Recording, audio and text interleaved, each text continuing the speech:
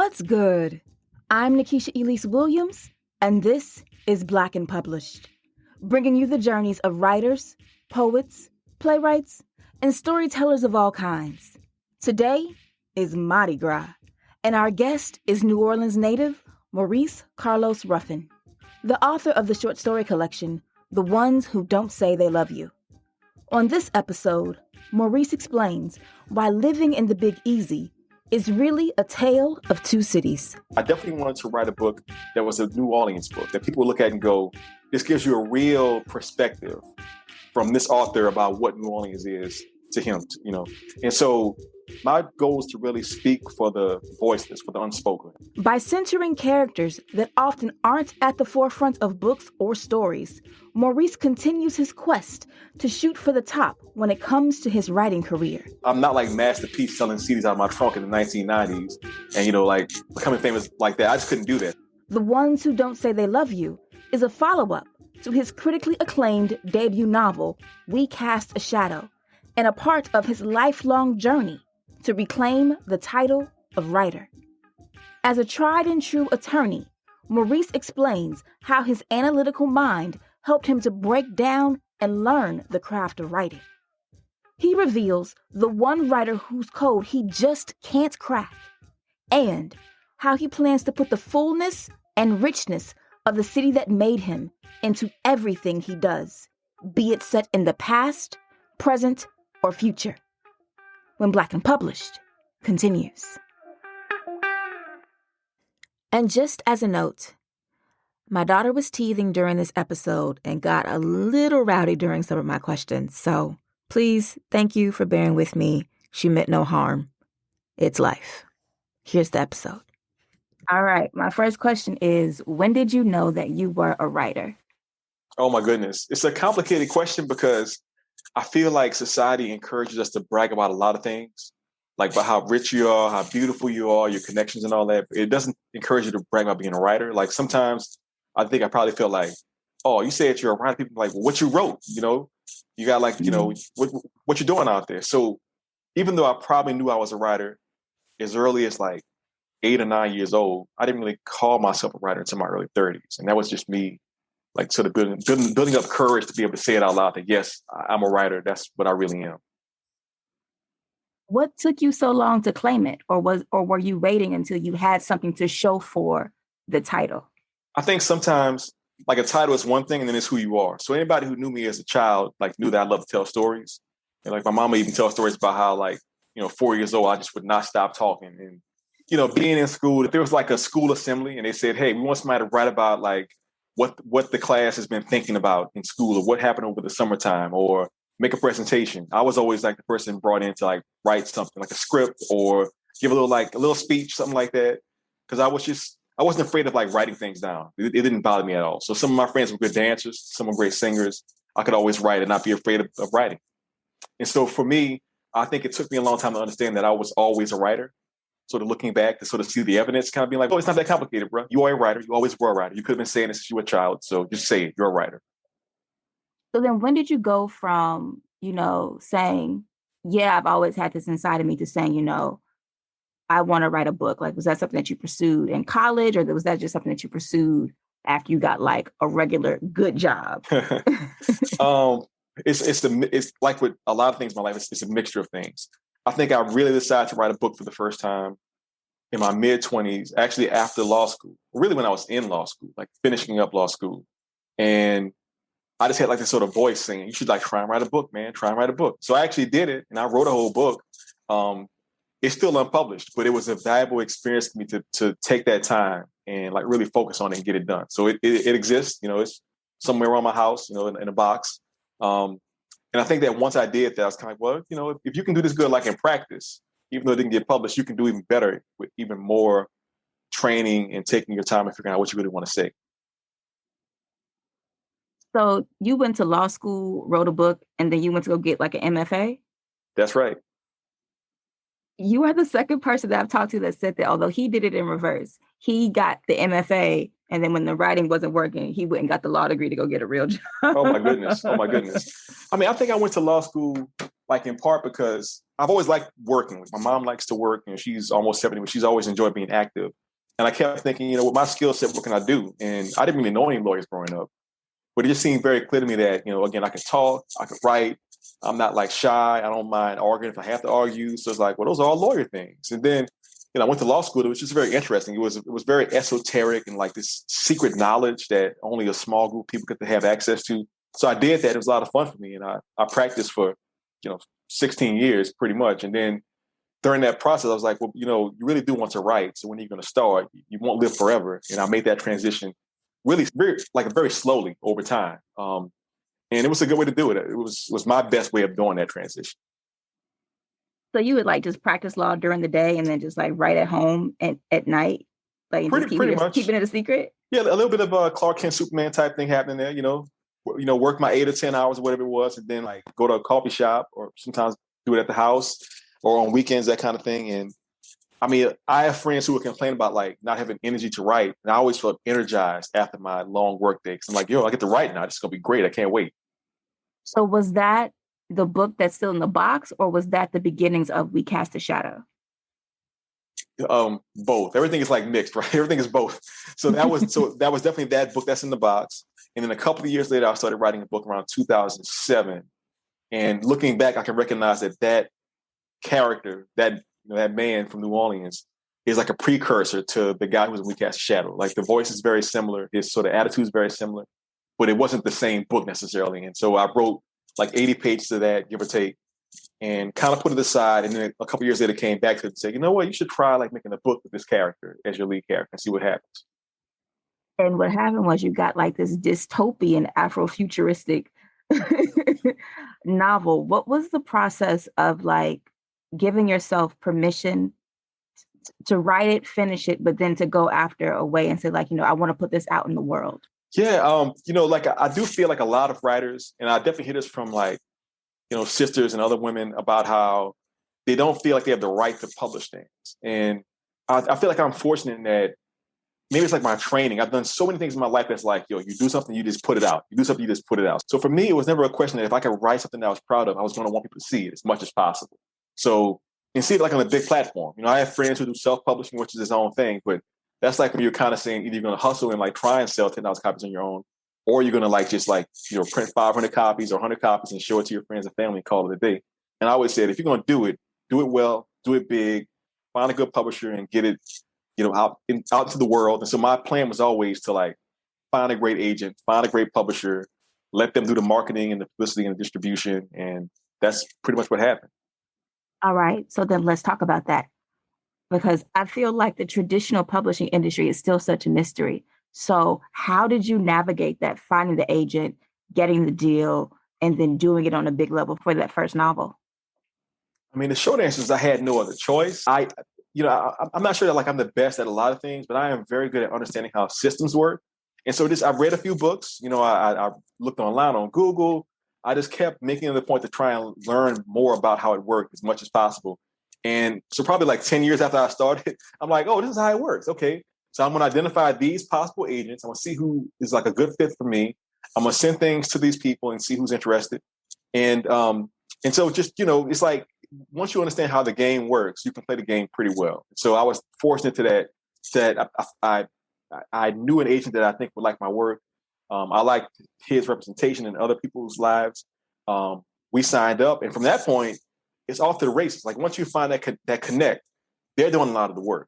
And so he finds, potential editors and potential publishers for me. And then once you get to the publisher, they have like the entire distribution, graphic design, copy editing, marketing apparatus. So, it was kind of like once I got into the door, it's like being in a shopping center, all the different stores in inside the shopping center just waiting to be used. After 10 years of research, you realize what it took. And then were you able to find that agent on like your first few queries, or did it take like months and months of trying to query agents? I think for anything in the arts, whether you are an actor, a musician, a dancer, whatever, rejection is a big part of it. So in different ways, I went through a period in that 10-year period of like just sort of like taking my shot, see what's going to happen, getting rejected by different like story publishers, trying a couple of agents here and there and not getting any feedback. And so it just took me to like go through those sort of failures, and then back off and kind of go, okay, Maurice, what's really going on here? And so I just sort of like retooled. I thought about things. I made a few adjustments. And by 2016, I was ready to like say, all right, this is go time. You know what your plan really is. There is no plan B at this point. Just activate it and see where it goes. You say there was no plan B. So had you stopped practicing law at that point in 2016 to focus everything on the book? No. I was still practicing. No, totally. In fact, when I say there's no plan B, what I mean is like by that point, it's late in my law career, and I'm still working full time for the most part. But I'm definitely like treating it like a day job. For some lawyers, it's your whole life. You're working like weekends, holidays. I've been that guy. I mean, I had a period like around 2014. I worked 7 days a week for like a year. It was crazy, right?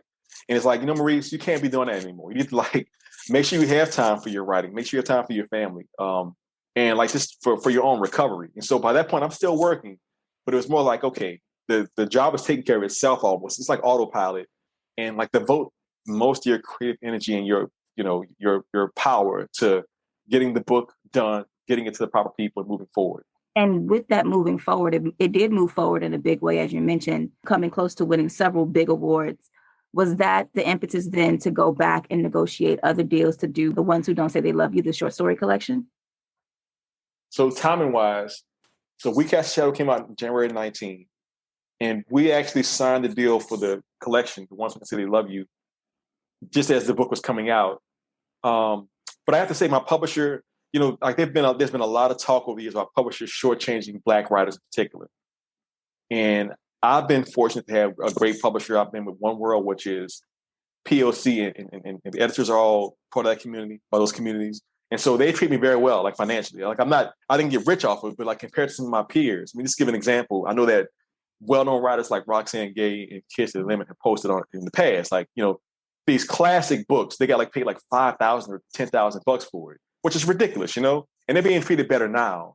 They walk so I could run. So I got a good deal. Even saying that, I know that in comparison to my white counterparts with like almost no experience, who you never heard of, they get big contracts. It is what it is, but I'll just say that I've been treated very fairly. And, for me as a writer, like I'm an artist first and foremost. So like it kind of tickles me that We Cast a Shadow, it didn't actually win any prizes. But I always like the fact better that they got nominated for like 8 different prizes. But I've never seen any book get nominated for 8 prizes. So it's like, you know what? People are seeing it and recognizing the quality of it, that it's well done and it deserves to be read. And that's what I really care about. If I get a good nomination for my work, it's like, all right, people can see that I'm really doing my thing. And that's a sign of respect in my mind. That reminds me of Jay-Z's quote after the Grammy shutout 444. So the Grammys F that 0 for 8 shit. But it's like the recognition that the work is still quality enough to be recognized, that in and of itself brings the attention to it. So was it always your intention then after the novel to do the short story collection, or had you always had them stored up the entire time? I can only say that it was definitely going to happen at some point. In a way, I was almost ready to publish the short stories before We Cast a Shadow, and I put it on pause because I decided I wanted my novel to come out first. I just have this feeling personally that a novel is a good way to sort of show people who you are as a writer. We Cast a Shadow is me using a lot of techniques in a single text to show, hey, look, this is an interesting story. People are going to be entertained by it. It's going to do a lot of things, and that's what it did. And I think that for whatever reason, the industry just treats you a little bit better, I think, as a novelist coming out. Not always, but much of the time. And so then with the short story collection, I could kind of sit back and go, okay, I've written all these stories. What's missing in this collection? So I spent the next few years after We Cast a Shadow writing new stories to round it out and make sure it was as comprehensive a work as it could possibly be. What do you mean by that, as comprehensive a work as it can possibly be? Because I have my thoughts on the collection, which I'll share in a second, but I want to know what you mean by that first. So, I mean, first of all, you put together a collection, and the question is always like, what ties the stories together? And the most common refrain is, I'm writing a link collection. So it's going to have a character who appears in the first story, and then they do a cameo in the third story, and then like their cousin shows up. So it's like the same little universe, whatever, like that. And I wasn't really looking to do that because people, like, they say that they know New Orleans so well, and yet you don't really see a lot of New Orleans people like producing things like movies or like, writing really big books. I mean, other than like my friend Sarah Broom, there's not many of us writers coming out of New Orleans. So I'm like, all right, this is your collection. You have a chance to show as many sort of types of New Orleans people as possible. So the earlier stories I had written were definitely sort of leaning towards young people, kids, children, that kind of thing. And I kept saying, well, who's not in here? And like one big example is the last story in the collection, which is the longest story, is it features a middle-aged Black lady who's a lesbian. I'm like, okay, I've never seen that woman in any story anywhere, period. I've never seen a Black New Orleans lesbian as the lead character in anything. And so I'm like, yes, I'm going to give her as much space as she wants. She wants 40 pages, she got it. So my mentality was very much that. Who is not in the bus yet? All right, come on, get on here, let's do this thing together. What I noticed about the collection is that the whole book is stories of people just trying to make it, struggling to survive, and waiting to be seen. Even though the characters were so different, you had the young children, you had older women, you had men, you had academics, you had all of these, these cross sections of identity of Black New Orleans, but they all had that same, they're just trying to make it, they're just trying to get by or do more than get by and to be seen. That's really good. You said it better than I said it. I think that's 100% correct. I think that being from New Orleans and comparing my hometown to places like Atlanta or New York or San Francisco, we have many advantages as a city. I love my hometown so much, but I do think that by comparison, it can be a hard place to live. People tend to struggle more than maybe they should struggle. It can be summertime in New Orleans and the living is not easy. You'll have a good time. You will have some experiences, but you really got to fight and hustle and scrape to survive. And so I think that for a lot of the characters, they're reflecting that experience. So before we get too deep into this discussion, do you have your book nearby? I do. Can you read something from it? Sure, I'd be happy to. Thank you. All right, Black and Published family. If you're not familiar with Maurice's collection, The Ones Who Don't Say They Love You is a short story collection of 19 stories, including several flash fiction pieces about what it means to grow up, live, work, love, and survive in New Orleans. Here's Maurice. Do you have a preference of what I should read? Because I like all my stories. I was going to go with whatever you feel moved, but if you wanted to do one of the flash fiction pieces, because it's contained, so I'm fine with that. We're going to do a flash. All right. So I'm going to read Mercury Forges, which is actually one of the earliest stories I wrote. In fact, it's one of my first published stories. This story very much comes out of New Orleans Katrina experience, and I was really trying to tap into the feeling that many people were having in the city at the time. So this is Mercury Forges. It's on page 23. It is a flash fiction piece by me and Maurice call us Ruffin. My job was to make sure Mercury Forges didn't escape. He was a stocky Black guy in for drugs and guns. He had gotten out of the Orleans Parish prison twice, and no one knew how he did it. The funny thing is, he got captured within a few blocks of the prison both times. I'll get turned around out there when I get out, Deputy Benoit. Mercury said once to me, but I'll get free for good. Just you wait. When the hurricane hit and flooded everything, we brought the inmates out to the Broad Street overpass. I wasn't too panicked because one of the other deputies, Ronnie Dismas, said our families had made it out of town before that water came. And it'd be easy to look after myself with my fam out of harm's way. Mercury snuck away as soon as I turned my back. He was in the P road, about 5 blocks away, bobbing like an apple. I ran across the overpass and climbed down some scaffolding to his boat, which I grabbed. He hadn't cuffed any of the inmates. None of us had. It would have been impossible to move them with all the climbing we had to do to get to dry land. So we didn't cuff them. Where do you think you're going, Mercury? I asked. I had my hand on my sidearm. I got to find Humanity Street, he said. That's where my pops lives. Now, I knew his dad. He was a good guy who delivered food plates to the deputies at lunch. I liked his dad, but that shouldn't have mattered at the moment. I can't really tell you why I didn't make him bring us back to the detention area immediately. And after a while, we floated up to a yellow house with floodwater almost to the awning. And Mercury yanked a metal pole from the water, broke through the attic window, and climbed in. And there was shuffling inside. I wondered if I should go in after him. I thought this might be part of his big getaway plan, but soon he running out of the window and pulled his father's body out wrapped in a heavy blanket. The old man had stood a chance. Bring us back, Depp, said Mercury. And that's what I did. That's it. Thank you. I hadn't read many flash fiction pieces until I came to your collection. And it really just amazed me how much depth you could get in such a short story. Like, you really study the craft of the writing and then apply it to the stories that you want to tell. Why was that so important to you? So I was thinking a lot about how when I was a kid, my parents, made it a point to keep me active. And, I played music and I played classical music. I played string bass. And, in classical music, the whole point is you have to read sheet music in order to do it at all. You can't play it without the sheet music. And I also had friends who were jazz musicians who didn't need any sheet music. They can only play by the ears. And so I was kind of jealous, man, how do these dudes make all this really interesting music when they have no sheet music? But they were sort of envious of me because they couldn't read sheet music.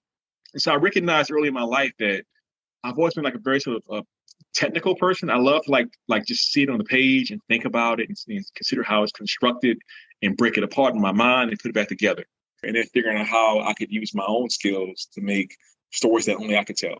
And so then in taking that technical side and applying it to stories only you could tell, you mentioned before of trying to make sure that people saw New Orleans in a way that wasn't from a tourist point of view. Why is it so important for you to give that same technicality and specificity in the craft of writing to characters that are not seen sometimes as valuable? I'm trying to make the characters feel extra real because in a certain sense, people who come to New Orleans sometimes don't see it as a real place. They see it as a fantasy. We're going to go here and have this crazy, wild time. We're going to live it up. We're going to, forget about it when we go back home, and that's all there is to it. But it's a city that's full of real people. And I just really feel like one of the jobs of a writer is to be a voice, not the voice, but a voice for their community. And so I just feel like with my skill set, I'm well suited to do it and be a part of this team that's saying, hey, this is what people really are really liking this city. It's not just like a Disneyland. It's a real place for real people.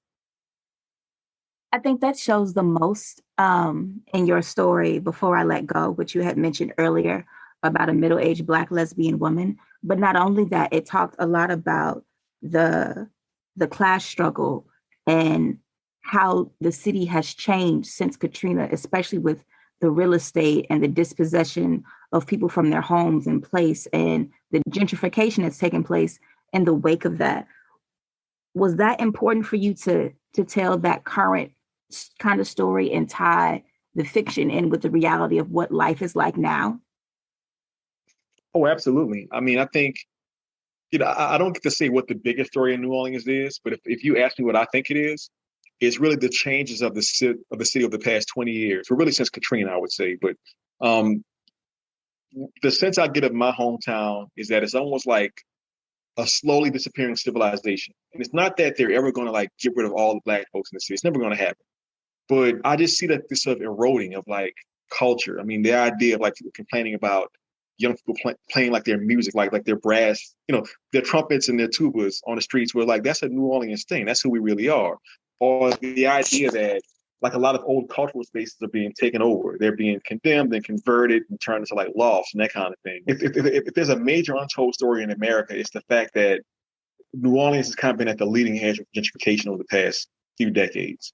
And to me, it's very sad because of the strong Black presence, which is central to the city. It's not a side thing. Like they say, what you love about New Orleans is because of Black people. So it makes us a very unique city. And that means that if you begin to make New Orleans more generic, you gentrify it, you're making it look more like Kansas City, or more like someplace in Idaho or Iowa. And that's really sad to me. Maybe we can't stop it, but I can definitely try and give people a sense of what it has been like before the changes continue. I definitely got that sense in the story, especially at the end of the story when she comes outside and the neighbor is not on his porch playing his horn and the police are talking to him. And so I felt that so viscerally, that so much of the culture that makes New Orleans what it is the same thing that is being whitewashed in the name of progress. Yeah, I mean, definitely. And, and there's so many things that are tied into it. I mean, it's how we treat Black folks in general. It's how we treat people who are working class or poor. It's how we treat people that don't have political power. The thing about it is that it's like, I remember in that TV show Tremaine, it was Ruffin who was on it, the trumpet player, and they asked him, like, don't you want to go national, like, be famous one day? He's like, well, no, I just want to live my life. And people in New Orleans often have that attitude, like, I just want to live my life. But if others are more aggressive and they just want to come in and make a lot of changes, and people, I don't know, but don't want to fight them on their own terms, it's hard to maintain what you have. And I just seen it happen so much. And even to the extent that I know that in a different reality, there would be a lot of other people writing these kinds of stories, but they've been moved out, or they've been put in prison, or they've been, killed when they were young. So I'm doing what I can with my skills to try and speak for some of those people who are not here right now. I think that shows a lot in your stories. The first story in the collection, The Ones Who Don't Say They Love You, then again in Beg, Borrow, Steal, that cycle of the generation will continue with, you're just trying to get by, doing anything you can, even if it is a crime. And even then in Rhinoceros, you have such strong young characters. What would you want the children of New Orleans, who, whenever they come to this text, if they ever come to this text, to know what you think about them and what they're going through and what the future could be for them? I would keep it simple and say, we see you, we love you, your ancestors are always here to support you, and we have hope for you. And we just want you to live your life and have the best experiences possible, because you deserve it. My favorite story in the collection was Negress of God. I know, all right. I know there was another title, but that was the one I liked. But yeah, that was my favorite story in the collection. And I like that you touched on the history of New Orleans, of it being one of the places where there was the largest population of free Black people in the United States in the antebellum South, and how that has kind of informed some of the identity politics and the racial politics and even the policing structure. Why did you want to go so far back in history and tell that story? I went that far back because I just wanted to see what it was like. I had known a lot about the sort of racial politics and history, about the differences in sort of racial categorizations. But in the past few years, I've learned a lot more about it. I've made it a point to read more and ask more questions. And then I had been asked to write a piece for this book called 400 Souls, which is a bunch of different essays and poems and stories. And so in that, I did a lot of research also. I was like, Maurice, you've written a couple other pieces that are set like in the distant past between, say, I don't know, 1750 or 1740 and like 1940. Write a New Orleans piece that like is at a time that you find really compelling. And I can't think of a more compelling time of New Orleans in the 1860s after the Civil War, when you have all these people who were already free before the war. Then you have newly freed people also. And there's this sort of hope that things might get really, really good. They have allies who are trying to pass different laws and trying to change structures. But of course, we know that, Reconstruction is going to fail. I mean, it's going to get really bad. And so this woman, Ms. Pittman, she's right there at the front end of that. She can see it all happening. And she has pride. She's intelligent. She has her own way of seeing the world. And I wanted to present her as a real person, because I think that too often we don't acknowledge that there were free people who were Black who had their own property, their own lives, and they could make their own decisions. And so she decides, you know what? I know how the system works. It's not going to be for me. I have my own ideas. What is your favorite story in the collection? It's really hard to say. I mean, it's like trying to pick your favorite child. I think on every day I would give you a different answer. But there's something about the title story that I think is the reason why this collection really exists. When I made that, so I was like, Maurice, how did you write this? I was 37 years old. I was already a lawyer. I was already in grad school. And that character in that story is like a 14-year-old sex worker who is really in a bad, bad, bad spot. It's not my voice. And so it's like, you know what? When I found that character, that really made the sort of essence of the entire collection. He is somebody who is struggling to live a good life and is trying his best. And there are certain things that are happening in his life that are very city specific that are pushing back against him in his life. So I have a real soft spot for that character. With that being the title story, it sets the tone of the book. And then by the time I got to the end of the book, I had this question. Is the city of New Orleans itself the one who doesn't say they love you? Yes, absolutely. Among others, but yes, the city is as well. I asked that because you said it earlier, like, people come to New Orleans, they think they know New Orleans, oh, they love it, they have such a good time, but they don't really understand what life is like. And I think from the perspective of the characters in the book, and then you yourself as a native, it's like, or even thinking about, Black people in America, is like you love it so much, but it doesn't love you back. Right. Yeah. I mean, it's one of those things where it's like, do you stay or do you go? And I mean, it's even hard to talk about, but I know people that were displaced by Katrina, a lot of Black folks who just couldn't come back. And I know that many of them they picked up really great lives. They put their kids in better schools. They found better jobs. They got nicer houses. But at the same time, there is home and what home means. And I think that one of the sort of interesting stories also is that a lot of the sort of out-of-towners who came down and gentrified New Orleans, many of them actually have left because they could see it wasn't really for them. They were getting a lot of pushback from the city itself, and they kind of gave up. So it's a strange place in that you pay attention and you will know whether or not you have the capacity to live your life in this city.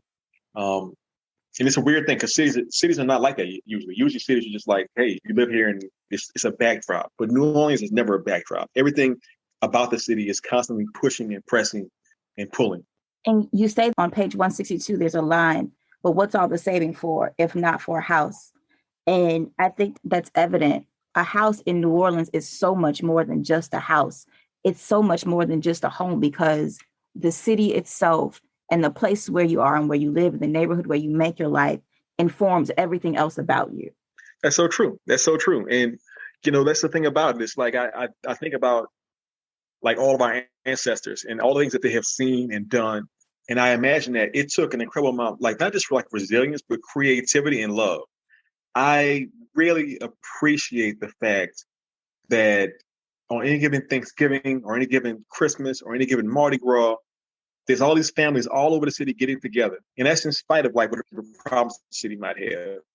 People in New Orleans know how to love, especially Black folks. And I feel like if I had not been raised in this environment, I would have missed out on something really important in my life. And I really have appreciated having been blessed enough to be born in a city like New Orleans. So you've had 2 books so far, We Cast a Shadow and The Ones Who Don't Say They Love You, that focus on New Orleans, specifically in the collection and a little more tangentially in the novel.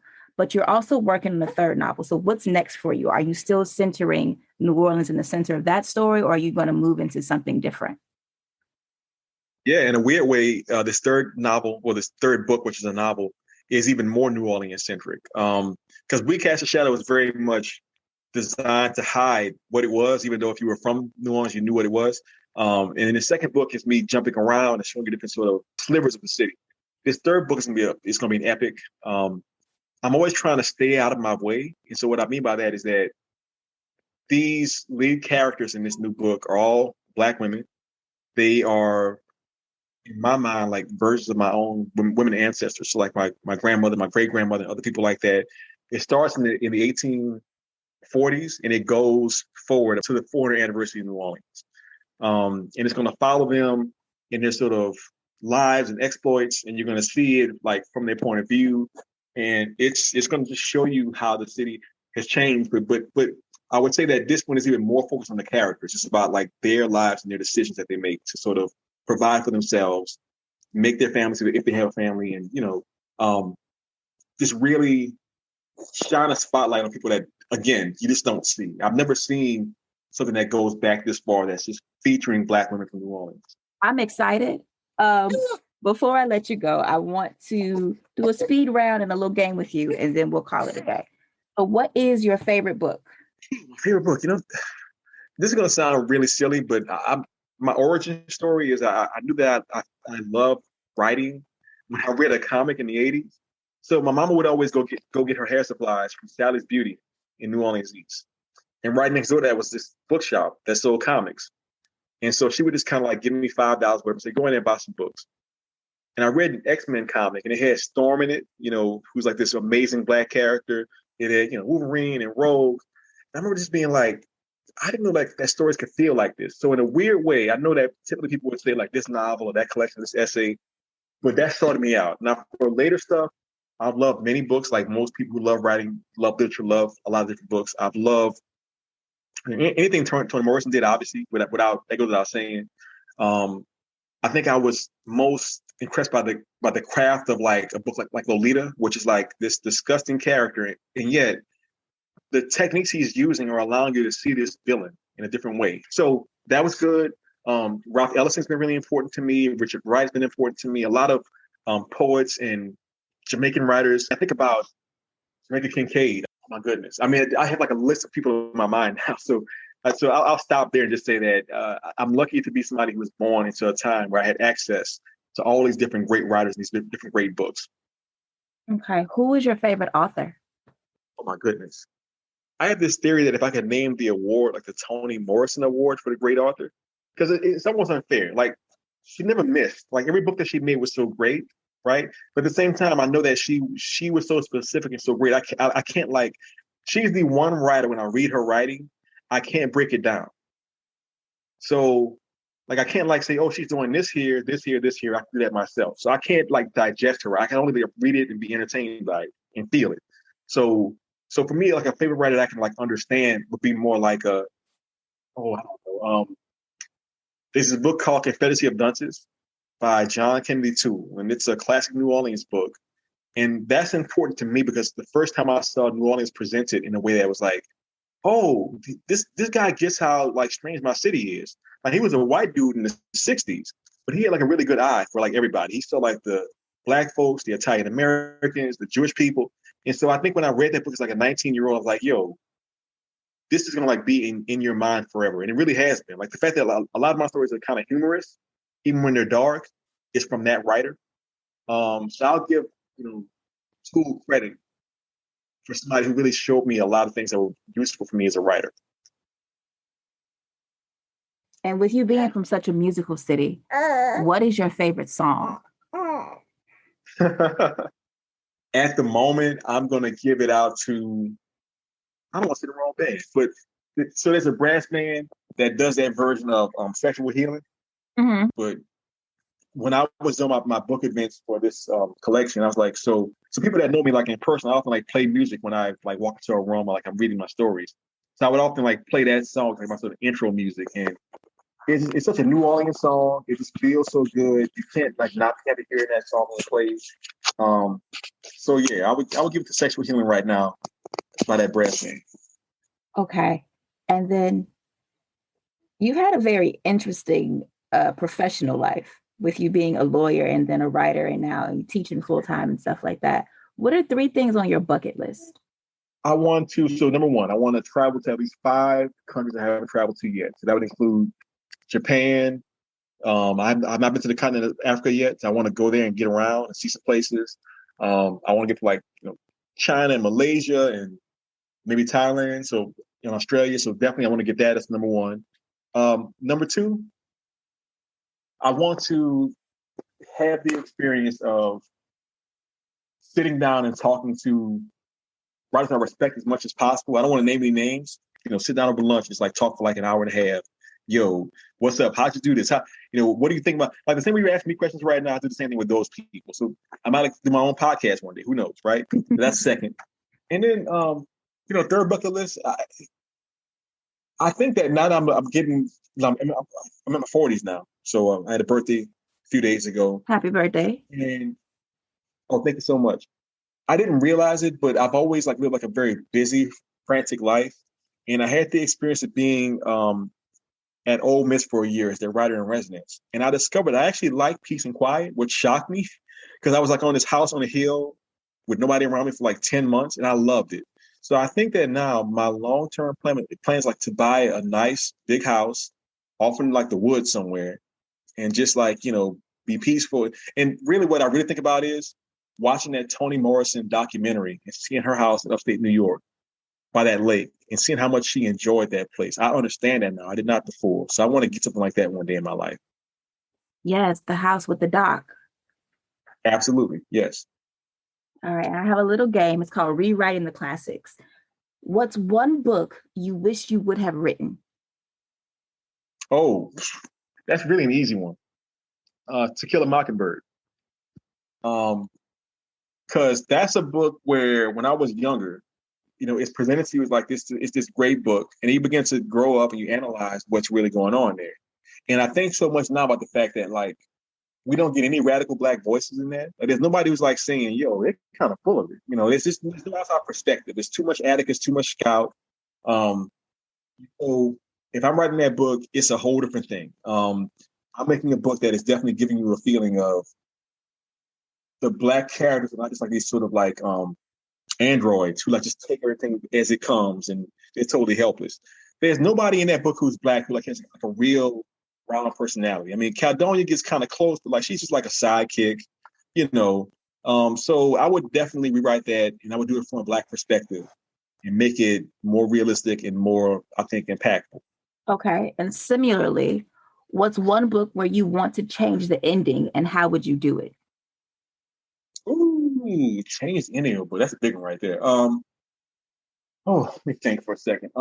There's a book I really like, and I saw the movie recently also. It's called Never Let Me Go. And this is by Ishiguro. And this is a book that is dystopian about a society in which young people are bred to give their organs to older people. And I love Ishiguro so much. I think he's one of the most fantastic writers in the world. I love Remains of the Day, his earlier book. But I feel like the ending of that book, it's a little bit too quiet. And maybe like I want more rage, more exuberance. And so I might take that book and kind of like have those characters have a moment and kind of go, yeah, they're not just like, it's not just passive. And I think it's the same thing I said about To Kill a Mockingbird. I need these characters who are being exploited to actually give us their real opinions and to show us that they have some fight in them, basically. So I would say that, yeah. And what's one book that you think is overrated? Ooh, I'll just go out and say it. And I actually kind of like this book. I'm going to say it. Where the Crawdads Sing, right? So I read this book. I was like, you know what? And the thing is, as a literary person, I don't read many commercial books, but I was like, this is a pretty well-written book. But it's sold like 7 million copies by now. It's a huge, huge, huge book. And I just think that people are going to that book for something that maybe they shouldn't be getting. Like, I think that this sort of, it's a fantasy story. It's about this white girl that somehow manages to survive by her own with the help of these sort of magical Black people who don't have like their own real lives. And I'm like, okay, I can see where that's an American thing. There's this long history of Americans wanting Black folks to perform labor without any compensation and without like any real, see that they're real people. So I feel like it's a good book, but I feel like it's getting a lot of play for the wrong reasons. And so, yeah. So my final question for you today is, and I like this, that you said that your next book is this epic story, digging into the ancestors. So when you're dead and gone, what would you like someone to write about the legacy of words and work that you left behind? I want them to look back at me as a writer and think that I'm somebody who just really wants to be a voice of my community. I think that, there's some places in the world that are almost oversaturated in terms of writers. I mean, New York has, tens of thousands of writers coming in and out of it constantly. And, there's just so many New York stories. And yet, as I mentioned earlier, New Orleans is a historic city with a fantastic history and amazing people, and it's kind of underreported. And so, my hope is that if at some point in the future there really are like dozens of Black writers who are doing very well from New Orleans, they look back and say Maurice was one of the very first ones who sort of started it all. And I was a trailblazer. So I love my city so much, and I want to see us have our time in the sun and to work on some of our shortcomings and have a good future. So yes. Big thank you to Maurice Carlos Ruffin for being here today on Black and Published. Make sure you check out his short story collection, The Ones Who Don't Say They Love You, out now from One World Random House. And if you're not following Maurice, follow him on the socials. He's at Maurice Ruffin on Twitter and Instagram. That's our show for the week. If you like this episode and want more Black and Published, head to our Instagram page. It's at Black and Published, and that's BLK and Published. There, I've posted a bonus clip from my interview with Maurice about how he trained himself to be a better writer by just doing flash fiction pieces. Make sure you check it out and let me know what you think in the comments. I'll holler at y'all next week. Peace.